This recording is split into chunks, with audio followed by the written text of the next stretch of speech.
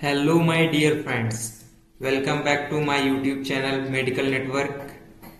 आज हम डिस्कस करेंगे हॉस्पिटल्स एंड क्लिनिक में बहुत ही ज़्यादा यूज़ होने वाले कुछ इंजेक्शंस के बारे में। जानेंगे रूट क्या है इंजेक्शंस का, मैकेनिज्म ऑफ एक्शन के बारे में जानेंगे, कैसे क्या बॉडी के साथ इंजेक्शन रिएक्ट करता है, एंड जानेंगे इंजेक्शंस के यूजेस क्या हैं। तो स्टार्ट करते हैं वीडियो को। रूट क्या है इसकी? इसे आईवी यानी इंट्रावेनस, आईएम इंट्रामस्कुलर। आईवी मतलब नस के थ्रू इसको दे सकते हैं, एंड आईएम यानी मांसपेशी में भी दिया जा सकता है इसको। मैकेनिज्म ऑफ एक्शन क्या है मोनोसेफ इंजेक्शन की? Inhibits bacterial cells wall synthesis and kills bacteria, यानी कि अब बैक्टीरिया की जो कोशिका भित्ति यानी सेल वॉल होती है उसको बनने से रोकता है एंड बैक्टीरिया को नष्ट कर देता है। यूजेस क्या है मोनोसेफ इंजेक्शन के? इसका यूज सेप्सिस यानी गंभीर रक्त संक्रमण में किया जाता है। मेनिनजाइटिस, मस्तिष्क की झिल्ली का संक्रमण, उसमें भी यूज किया जाता है। निमोनिया यानी कि फेफड़ों का संक्रमण, उसमें भी इसका यूज किया जाता है। टाइफाइड फीवर, टाइफाइड बुखार में। यूरिनरी ट्रैक्ट इन्फेक्शन, यूटीआई यानी जो पेशाब के रास्ते में संक्रमण होते हैं उनमें भी इसका इस्तेमाल किया जाता है। Skin and soft tissue infections यानी जो त्वचा है मुलायम ऊतकों में भी इसके संक्रमण का यूज किया जाता है। बढ़ते हैं हमारी नेक्स्ट ड्रग के बारे में। हमारी जो नेक्स्ट ड्रग है यानी इंजेक्शन है उसका नाम है हाइड्रोकॉर्ट इंजेक्शन। हाइड्रोकॉर्ट इंजेक्शन में हाइड्रोकॉर्टिसोन केमिकल पाया जाता है।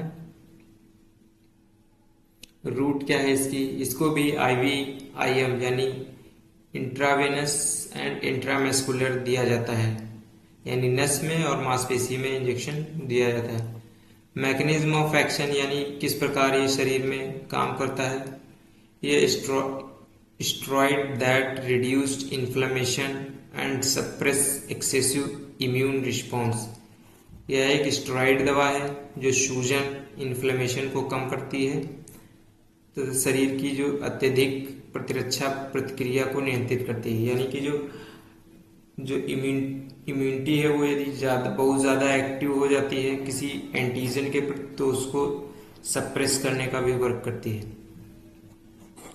हाइड्रोकॉर्ट इंजेक्शन के यूजेस क्या हैं? सीवियर एलर्जिक रिएक्शन, गंभीर एलर्जी में भी इसका यूज किया जाता है। ब्रोंकियल अस्थमा अटैक यानी अस्थमा का गंभीर दौरा पड़ने पर भी हाइड्रोकॉर्ट इंजेक्शन का यूज किया जाता है। एनाफ्लेक्टिक शॉक्स, गंभीर एलर्जिक शॉक, सीओपीडी एक्सर्वेशन, सीओपीडी की गंभीर स्थिति में भी हाइड्रोकॉर्ट इंजेक्शन का यूज किया जाता है। एड्रेनलिन इंसफिशियंसी, एड्रेनल ग्रंथि की जो कमी है उसमें भी इसका यूज किया जाता है। इन्फ्लामेटरी कंडीशन, यदि किसी व्यक्ति को सूजन संबंधित बीमारी है उसको भी ट्रीट करने में यूज किया जाता है। बढ़ते हैं हमारे नेक्स्ट इंजेक्शन के बारे में जानने के लिए। एविल इंजेक्शन, एविल इसका ब्रांड नेम है एंड इस ड्रग नेम क्या है एविल का? इसमें फेनामाइन मेलेट केमिकल पाया जाता है। रूट क्या है इसकी? इसे भी आईवी आईएम यानी इंट्रावेनस इंट्रामस्कुलर नस या मांसपेशी में दिया जाने वाला इंजेक्शन है। मैकेनिज्म ऑफ एक्शन क्या है एविल इंजेक्शन की? Blocks H1 histamine receptors and reduce allergic symptoms, यानी कि जो यह H1 हिस्टामिन रिसेप्टर होते हैं उनको ब्लॉक करके एलर्जी के लक्षणों को कम करता है। यूजेस सीवियर एलर्जिक रिएक्शंस, गंभीर एलर्जिक प्रतिक्रियाओं में इसका यूज किया जाता है। एनाफाइलेक्सिस विद एड्रेनलिन, एनाफ्लेक्सिस एड्रेनलिन के साथ में जो एलर्जी होती है उसमें भी इसका यूज किया जाता है। ड्रग एलर्जी, यदि किसी दवा से एलर्जी हुई है, दवा का रिएक्शन है, उसको भी कम करने के लिए एविल इंजेक्शन का यूज किया जाता है। इंसेक्ट्स बाइट्स एलर्जी, यदि कीड़े मकोड़े के काटने से होने वाली एलर्जी है उसको भी ठीक किया जा सकता है एविल से। आर्टिकेरिया हिप्स यानी पित्ती, स्किन पर चकत्ते निकल आते हैं, उसको भी ठीक करने में एविल इंजेक्शन का यूज किया जाता है। स्किन एलर्जीज एंड इचिंग, त्वचा की एलर्जी और खुजली में भी इसका यूज किया जाता है। लेसिक्स इंजेक्शन में केमिकल जो है वो फ्रोशेमाइड पाया जाता है। रूट क्या है इसकी, इसे आईवी इंट्रामस्कुलर नस में दिया जाने वाला इंजेक्शन है। Mechanism of action Avil Lasix injection की क्या है, blocks sodium chloride and potassium reabsorption in kidney leading to increased urine output, यानी यह किडनी में जो सोडियम एंड क्लोराइड तथा पोटेशियम के पुनः अवशोषण को रोकता है, यानी रीएब्जॉर्प्शन को रोकता है, जिससे मूत्र में पेशाब की मात्रा बढ़ जाती है। यूजेस क्या है, एक्यूट हार्ट फेलियर, तीव्र हृदय विफलता में इसका यूज किया जाता है। पल्मोनरी इडिमा, पल्मोनरी इडिमा यानी फेफड़ों में पानी भरना, इसमें भी इसका यूज किया जाता है। फ्लूइड ओवरलोड, शरीर में अतिरिक्त तरल पदार्थ जमा होने पर इसका यूज किया जाता है। हाइपोटेंशन, हाई ब्लड प्रेशर में भी इसका यूज किया जाता है। किडनी डिजीज विद इडिमा, यानी किडनी के रोग के कारण होने वाली सूजन, उसमें भी इसका यूज किया जाता है। Liver cirrhosis with ascites, liver cirrhosis के साथ में यदि पेट में पानी भर रहा है, उसमें भी इसका यूज किया जाता है। ग्लूसी injection, drug name calcium gluconate इसमें पाया जाता है। रूट क्या है ग्लूसी इंजेक्शन की, इसे आईवी यानी इंट्रावेनस नस के माध्यम से दिया जाने वाला इंजेक्शन है। मैकेनिज्म ऑफ एक्शन क्या है, stabilize the cardiac cell membrane and increase blood calcium levels, यानी यह हृदय की कोशिकाओं की झिल्ली यानी कार्डियक मेम्ब्रेन को स्थिर करता है तथा रक्त में कैल्शियम की मात्रा को बढ़ाता है। यूजेज हाइपरकैलेमिया, रक्त में पोटेशियम की कमी। हाइपोकैल्सीमिया, रक्त में कैल्शियम की कमी को बढ़ाता है। कैल्शियम चैनल ब्लॉकर टॉक्सिसिटी, यानी कैल्शियम चैनल ब्लॉक होने पर जो दवाओं की विषाक्तता है, टॉक्सिसिटी है, उसको कम करता है। मैग्नीशियम टॉक्सिसिटी, यानी मैग्नीशियम की जो विषाक्तता है उसको भी कम करता है। कार्डियक मेम्ब्रेन स्टेबलाइजेशन, हृदय की सुरक्षा को स्थिर रखता है। कार्डियक अरेस्ट, सेलेक्टेड केसेस, यानी कुछ विशेष परिस्थितियों में हृदय गति रुकने पर भी ग्लूसी इंजेक्शन का यूज किया जाता है। हमारा जो नेक्स्ट इंजेक्शन है उसका नाम है पिप्जो इंजेक्शन। पिप्जो इंजेक्शन कंबाइंड एंटीबायोटिक है।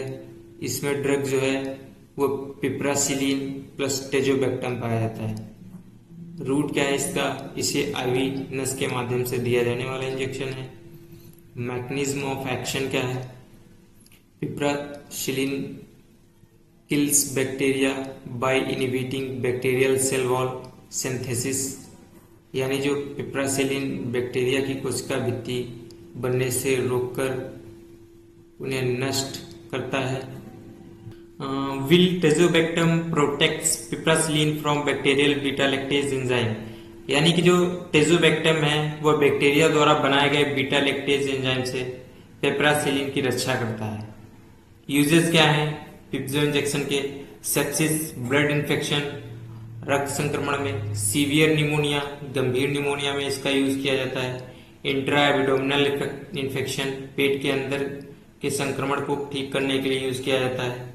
यूरिनरी ट्रैक्ट इन्फेक्शन, मूत्र मार्ग में संक्रमण होने पर भी पिप्जो का इंजेक्शन का यूज किया जाता है। Skin and soft tissue infection, त्वचा एवं मुलायम ऊतकों में संक्रमण होने पर भी पिप्जो इंजेक्शन का यूज किया जाता है। हमारा जो नेक्स्ट इंजेक्शन है उसका नाम है वोमिकाइंड इंजेक्शन। इसमें ड्रग नेम क्या होता है इसका, इसमें ओंडेसेट्रॉन ड्रग पाई जाती है। रूट क्या है इसके, ये आईवी आईएम यानी इंट्रावेनस एंड इंट्रामस्कुलर नस या मांसपेशी के द्वारा दी जाने वाला इंजेक्शन है। मैकेनिज्म ऑफ एक्शन क्या है, blocks serotonin FHT3 receptor in the brain and gastrointestinal tract, preventing nausea and vomiting, यानी यह मस्तिष्क और पाचन तंत्र में सीरोटोनिन 5-HT3 रिसेप्टर को ब्लॉक करके मतली और उल्टी को रोकता है। Uses prevention of chemotherapy induced nausea and vomiting. Chemotherapy से होने वाली मतली और उल्टी की रोकथाम में यूज किया जाता है। Prevention of nausea and vomiting after surgery. Operation के बाद होने वाली मतली और उल्टी को रोकथाम में यूज किया जाता है। Of severe nausea and vomiting due to stomach disturbance.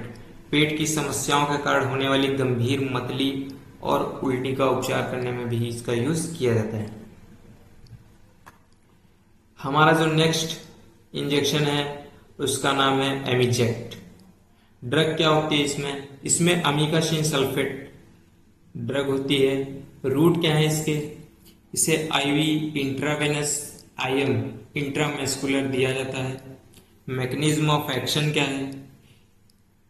Inhibit bacterial protein synthesis by binding to the 30th ribosomal subunit leading to bacterial cell death.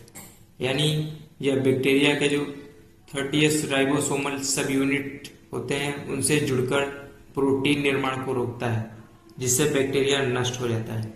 Uses urinary tract infection UTI में, pneumonia and lung infection. Pneumonia के कारण होने वाले lung infection में इसका use किया जाता है। ब्लड इन्फेक्शन, सिप्टिशीमिया में, bone and joint infection, skin and soft tissue infection में भी इसका यूज किया जाता है। हमारा जो नेक्स्ट इंजेक्शन है उसका नाम है नोबेल स्पास इंजेक्शन। ड्रग नेम क्या है? Diclofenac plus dicyclomine injection. ये इसमें केमिकल पाए जाते हैं नोबेल स्पास इंजेक्शन में। रूट आईएम इंजेक्शन यानी इंट्रामस्कुलर मांसपेशी में इंजेक्शन दिया जाता है। Mechanism of action dicyclomine relax stomach and intestine muscles and reduced spasm. यानी डाइसाइक्लोमाइन जो है वो पेट और आंतों की समस्याओं को आराम देकर ऐंठन कम करता है। Diclofenac blocks prostaglandin synthesis reduced pain and inflammation. यानी डाइक्लोफिनेक जो है वो दर्द और सूजन पैदा करने वाले जो प्रोस्टाग्लैंडिन के निर्माण को रोकता है। यूजेस क्या है? एब्डोमिनल पेन पेट दर्द में, इंटेस्टाइनल कोलिक यानी कि आंतों की जो ऐंठन होती है उसमें यूज किया जाता है। इरिटेबल बाउल सिंड्रोम आईबीएस में इसका यूज किया जाता है।